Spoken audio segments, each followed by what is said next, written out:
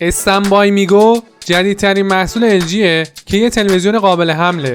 LG برای کسایی که به یه تلویزیون همه کاره و البته قابل حمل نیاز دارن این محصول رو ارائه کرده. این تلویزیون یه صفحه نمایش LED 27 اینچی با رزولوشن فول HD همراه با پایه و قابلیت چرخشه تا بتونید تو هر زاویه‌ای که میخواید تنظیمش کنید. بلندگوی 20 واتی به کار رفته داخل این تلویزیون با چرخش صفحه نمایش سازگاره و صدای فراگیر با دالبی اتمس به همراه فناوری دالبی ویژن رو ارائه میکنه.